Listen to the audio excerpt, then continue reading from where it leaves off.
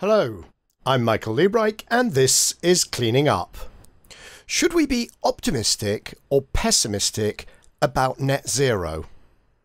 In this world of polarised politics, raging culture wars and scientifically illiterate journalism, it can be very hard to separate signal from noise. 1 minute, net zero will be perfectly straightforward. We just have to continue rolling out cheap clean energy technologies, become a bit more energy efficient every year, keep innovating, and stop chopping down forests. What could be easier? The next minute, net zero will be brutally challenging. Every sector of the economy will have to switch to entirely new technologies. Consumers will have to completely change their behaviour. New supply chains will have to be built.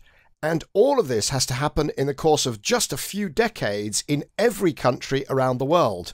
And it will cost a whole generation's savings. Surely you can't be serious. Some people, of course, take the fool's way out. If only we could destroy global capitalism, the road to net zero would be magically revealed to us. The rest of us, however, gyrate between extremes of optimism and pessimism. This episode of Cleaning Up is the first of a two-parter, in which I'll explore the bull and bear cases for the net zero transition. They're based on a pair of essays I wrote for Bloomberg NEF, the first of which appeared last September and the second in February this year. As always, my gratitude goes to my former colleagues at Bloomberg for letting me release these audio adaptations. Before we start, if you're enjoying Cleaning Up, please make sure that you like, subscribe, and leave a review, and tell all your friends about us. To make sure you never miss an episode, subscribe to us on YouTube or your favourite podcast platform, and follow us on Twitter, LinkedIn, or Instagram. Over the holidays, we moved the Cleaning Up newsletter to Substack, where you can find it on mlcleaningup.substack.com. That's mlcleaningup.substack.com. And don't forget, there are over 170 hours of conversations with extraordinary climate leaders on cleaningup.live. That's cleaningup.live. Cleaning Up is brought to you by our lead supporter, Capricorn Investment Group, the Liebreich Foundation, the Gilardini Foundation, and Ecopragma Capital. To get the bad news out of the way first, in today's episode, I'll lay out the reasons why net zero is going to be extraordinarily hard, perhaps impossible. We'll be meeting the 5 horsemen of the transition. 5 reasons why anyone hoping for rapid global decarbonisation is kidding themselves.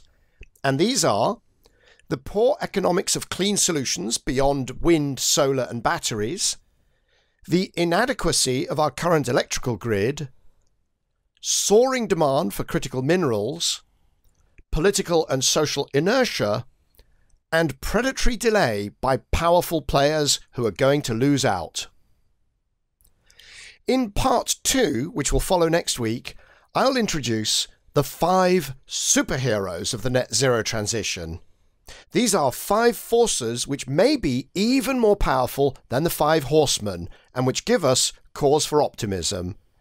And they will be exponential growth, systems solution, great power rivalry, disappearing demand, and the primary energy demand fallacy. So, will the 5 superheroes of the transition vanquish the 5 horsemen? Does Godzilla beat Kong? Does Alien beat Predator? I'm not saying. You'll have to listen to these 2 episodes to find out. Let's get started. Prepare to meet the 5 horsemen of the transition. Horseman number 1. Costs. Over the past decade, wind and solar have become the cheapest sources of new power generation almost everywhere on the planet. Saudi Arabia's 600 megawatt Al Faisalia solar plant will deliver electricity at just $10.4 per megawatt hour. That's tantalizingly close to the 1 US cent per kilowatt hour mark that most energy analysts thought would not be achieved even by 2050. In more and more regions, it's now becoming economic to shutter existing fossil fuel plants and replace their output with new renewables. Of course, wind and solar are intermittent sources of power, but battery costs too are plummeting, to the extent that they can now often underbid so-called peaking plants that burn natural gas. Cheaper batteries, along with lower maintenance costs, also mean that electric vehicles, two-wheelers, cars, buses, and soon trucks, have become largely competitive with internal combustion vehicles. Despite all this, there are three reasons why cost is the first horseman of the transition. First, in a future economy deeply dependent on electricity, resilience really matters. As I explained in my March 2022 Bloomberg essay entitled "The Quest for Resilience: What Could Possibly Go Wrong?"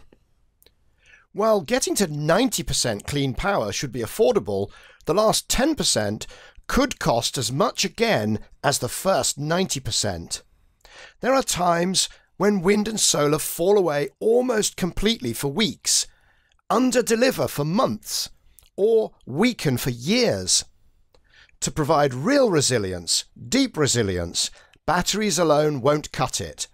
We'll need a combination of renewable overcapacity, multiple long-distance interconnectors, much more bioenergy, nuclear power, and pumped hydro storage, as well as long-duration storage of either hydrogen or its derivatives. As of today, we have neither the regulatory frameworks nor the political support to fund these solutions. The second reason why cost is the first horseman is that dramatic reductions in wind and solar costs have lulled us into thinking that any clean technology, given an initial boost, will storm to market dominance under its own economic steam. I myself have made the argument that burning stuff will inevitably lose out to electrification. And it will, just not fast enough. Left to its own devices, the process of decarbonising the economy could take the rest of this century. Take the example of natural gas, which is simply an extraordinarily cheap source of heat. To match a Henry Hub price of $3 per million British thermal units with clean electricity would require a wholesale power price of just $10 per megawatt hour. That's around a third of the price in many markets, even before the commodity price spike of the early 2020s that is currently unwinding. And for industrial heat, you need that power not just when it's windy or sunny, but continuously. To displace the same natural gas with hydrogen, its cost would need to be 35 cents per kilogram. While the cost of electrolyzers is surely set to plummet, they constitute only one cost driver for green hydrogen among many, and no serious forecaster expects hydrogen at 35 cents per kilo this century. So, to be optimistic about clean energy displacing natural gas on the economics alone, you have to hope clean power costs drop by another factor of 5, or green hydrogen costs drop by a factor of more than 10. Alternatively, you have to hope carbon prices will reach around $200 per tonne of CO2 equivalent, and not just in Europe and California, but in every country of the world. You want to put your hope in so-called direct air capture? Well, current costs are between $600 and $1,100 per tonne of carbon dioxide, and they're largely driven by the thermodynamics of the processes involved. I simply don't believe they can be reduced below $200 per tonne of CO2 any time soon. The third reason cost is such a problem is that in much of the world, cheap wind, cheap solar, cheap batteries, and cheap EVs are still a mirage. Clean energy almost always involves higher capital costs, followed by lower or zero fuel and maintenance costs. So it's only cheap if you have access to cheap capital, which is fine if you're in Europe, Japan, South Korea, or the US, and your cost of capital is, say, 6%. but not if you're in the global south and your cost of capital is 15%. The International Energy Agency has pointed out that investment in the transition in developing countries, excluding China, needs to increase from $770 billion to $2.8 trillion per year by the early 2030s if the world is to stay on track for 1.5 degrees centigrade of warming. Where is that money supposed to come from? To be sure, multilateral financial institutions have deployed tens of billions of dollars of concessional funding, and they have employed all sorts of clever blended finance structures to increase the figures, but they still provide a fraction of what is needed. Reforms of the multilateral finance institutions being proposed via the Bridgetown Initiative and so on may help reduce the interest rate differential between developed and developing countries. But you can't eliminate a risk premium where there is a real difference in risk. Horseman number 2 is the power grid. Getting to net zero will require a dramatic expansion of our electrical infrastructure and a commensurate amount of investment. $21.4 trillion of it in the most recent net zero scenario of Bloomberg NEF's New Energy Outlook. To put that figure in perspective, it would be $1 out of every 7 of the $140 trillion of assets managed by the signatories to the famous Glasgow Financial Alliance for Net Zero, or GFANZ. Extending across transmission, distribution and high voltage DC, underground and overground, the global north and the global south, we're talking about a network double the size of today's, one that would reach all the way to the sun and part way back. Why so many wires? Any future net zero economy will be much more deeply electrified than today. The ultimate depth of electrification will depend on many factors, but there's general agreement that it will need to increase from the current 20% to at least 70% of global energy use. You can subtract around 1/3 for energy efficiency improvements, but you have to more than add that back for economic growth. And so we'll be using around 3 times more power than today, and it will all need to be moved around. In addition, a much more substantial proportion of power in future will clearly be met by wind and solar.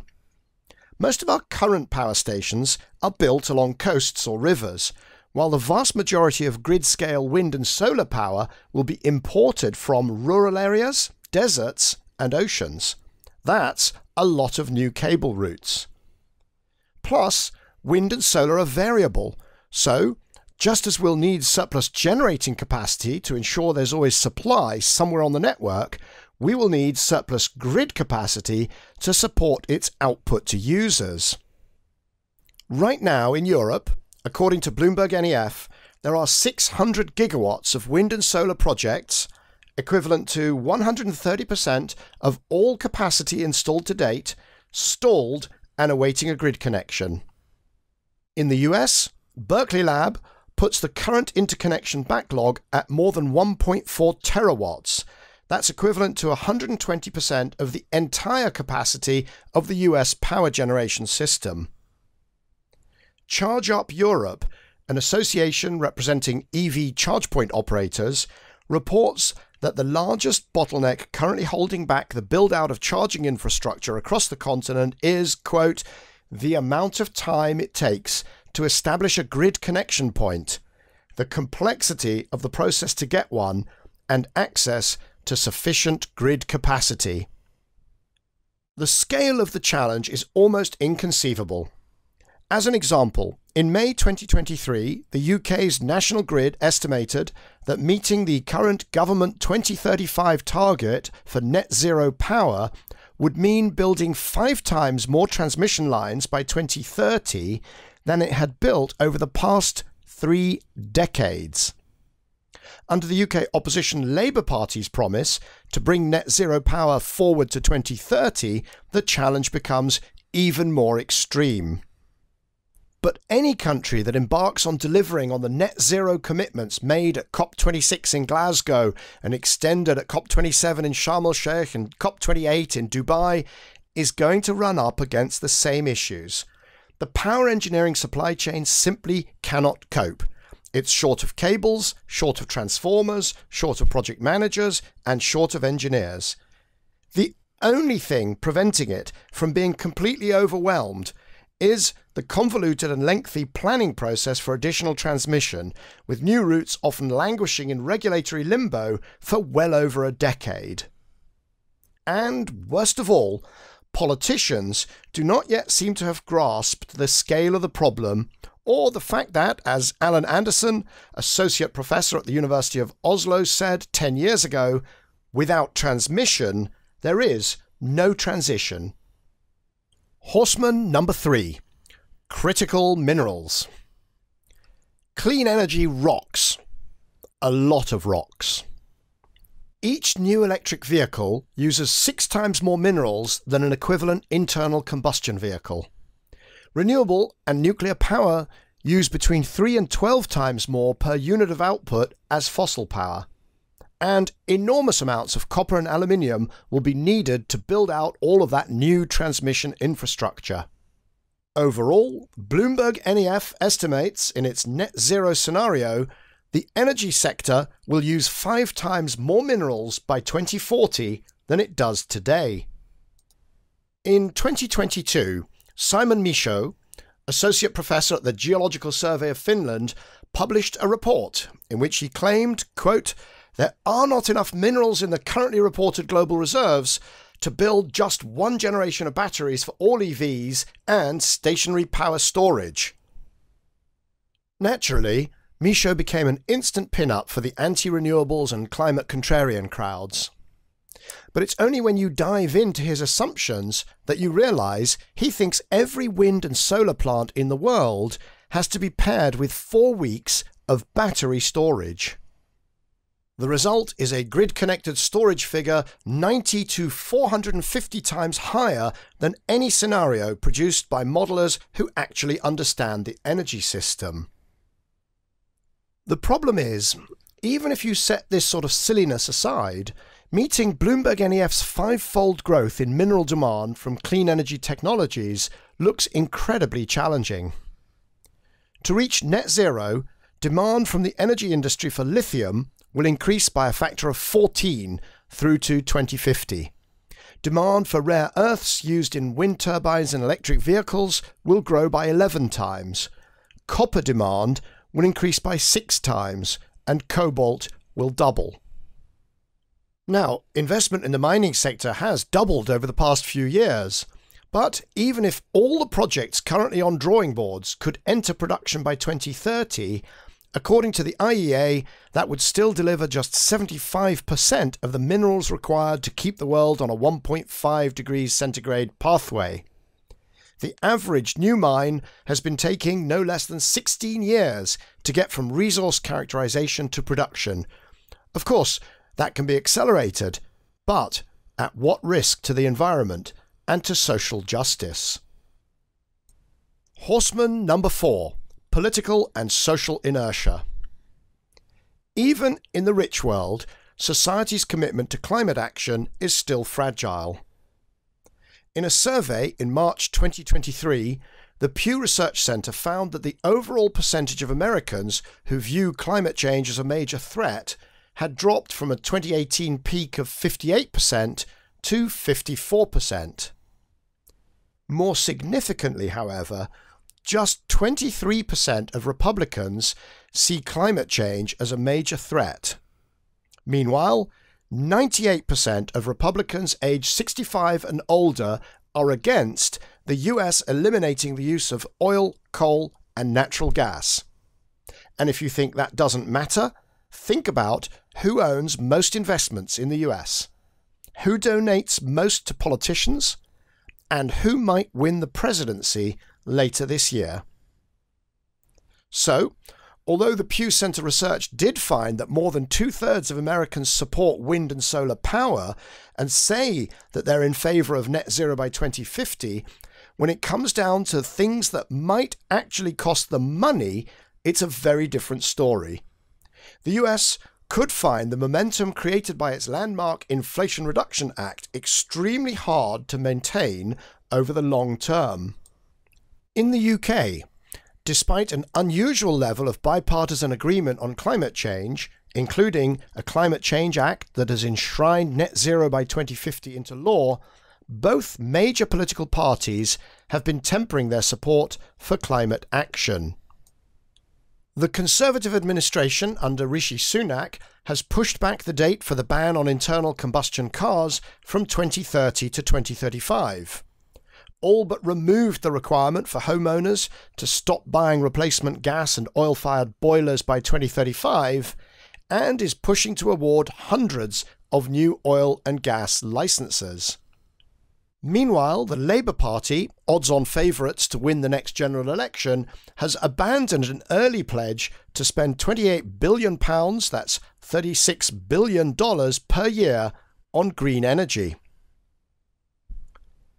The EU may be seen as a paragon of climate action, with new and aggressive targets adopted in the wake of Russia's invasion of Ukraine. However, bubbling under the surface is the rising popularity of parties espousing anti-climate rhetoric. In France, whose 2018 Yellow Vest protests were copied in Canada and elsewhere, Marine Le Pen's climate skeptic Rassemblement National won 41.5% in the 2022 presidential election. Germany's anti-climate action Alternative für Deutschland is polling second only to the conservative CDU-CSU alliance. The FDP, which controls the Ministries of Finance and Transport, has been doing its best to water down the country's rapid decarbonisation. In Holland, the Farmer Citizen movement, created to resist environmental policies affecting farmers, won a snap election and effectively ended Mark Rutte's 13 years as Prime Minister. In southern Europe too, voters have rewarded politicians prioritising security and economic growth over climate action. If support for climate action is far from assured in its European heartland, the reality is it is skin deep in poorer countries. In 2022, the Pew Research Centre, surveying people in 19 countries, found that 75% thought that climate change was a major threat. Another polling company, Ipsos, however, posed the question slightly differently, asking respondents to name their 3 greatest concerns. And it found that climate change comes in only 9th, far behind inflation, poverty, unemployment, crime, corruption, healthcare, and taxes. In other words, around the world, people care about climate change, but they care more about immediate priorities. This leads us to the 5th and final horseman, which is corruption, regulatory capture, and predatory delay. The net zero transition will inevitably create losers, many of them wealthy, powerful, well-connected, and secretive. And we've already seen, all too clearly, that they would rather burn and rave at close of day, to quote Dylan Thomas, than to go gentle into that good night. And that gives rise to all sorts of pathological behaviours. Just last year, Phoebe Cook, a senior reporter with DSmog, broke the story of a PR company working for the UK's Gas and Heating Industry Association, boasting about its campaign to, quote, spark outrage about heat pumps. This is only the most recent example of the sort of underhand campaigns by fossil fuel interests to slow down the transition that my co-host Bryony Worthington discusses with professor and author Naomi Oreskes in episode 141 of Cleaning Up. That story of the UK heating industry's anti-heat pump campaign broke in the same month that the Church of England Pensions Board announced plans to divest from oil and gas companies, bringing to an end a decade of attempts to engage with them on climate. The board stated that, quote, the reversal of previous commitments, most notably by BP and Shell, has undermined confidence in the sector's ability to transition. If BP and Shell cannot be trusted to set a course for a Paris-aligned future and stick to it, how much less can other fossil fuel players be trusted? Players who are far less transparent, based in jurisdictions far less concerned about climate change than the UK. How is Petronas's Net Zero 2050 pledge faring? What about Saudi Aramco? Or national oil and gas companies that have not even paid lip service to climate action? Last year, the Global Fossil Fuel Registry found that countries around the world are planning to produce more than twice the amount of fossil fuels in 2030 than would be consistent with 1.5 degrees centigrade of global warming.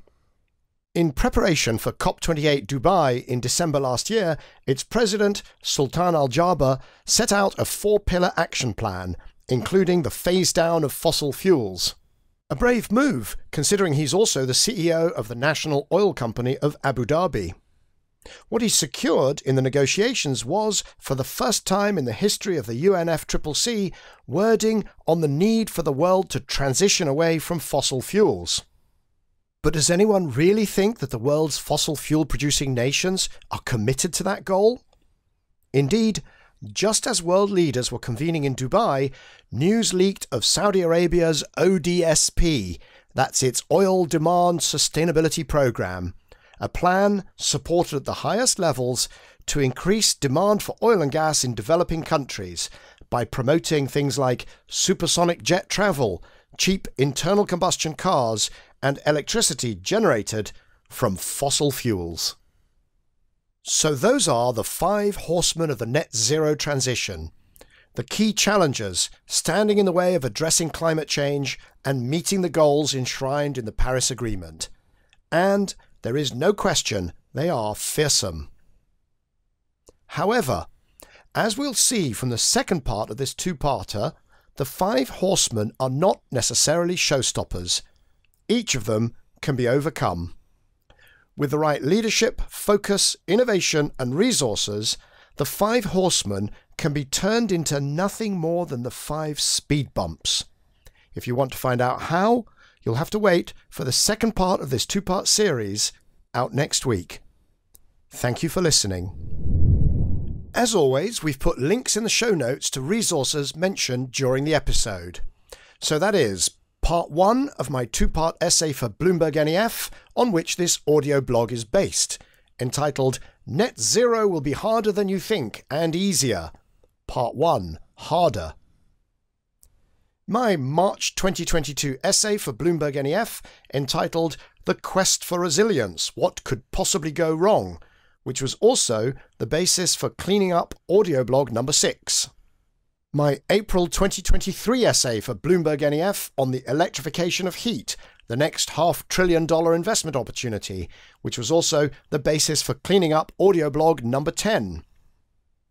Bloomberg New Energy Finance's 2022 New Energy Outlook, the IEA's role of critical minerals in clean energy transitions, the Ipsos research report on global concerns about climate change, episode 141 of Cleaning Up, Lifting the Curtain on Climate Change Denial, with Bryony Worthington and Professor Naomi Oreskes, and, for those who want to read ahead, the second part of my 2-parter for Bloomberg NEF, on which this pair of audio blogs is based, entitled Net Zero Will Be Harder Than You Think and Easier, Part 2, Easier. If you've enjoyed this episode of Cleaning Up, please give it a 5-star review on your podcast platform or a thumbs up on YouTube. That really helps us a lot. And if you know anyone wanting to learn about the net zero transition, please recommend Cleaning Up to them. To make sure you never miss an episode of Cleaning Up, follow us on Twitter, which I refuse to call X, Instagram, or LinkedIn. Or sign up for our free newsletter by visiting mlcleaningup.substack.com or cleaningup.live, where you'll also find our archive of over 160 hours of conversations with extraordinary climate leaders. That's mlcleaningup.substack.com or cleaningup.live. Cleaning Up is brought to you by our lead supporter, Capricorn Investment Group, the Liebreich Foundation, the Gilardini Foundation, and Ecopragma Capital.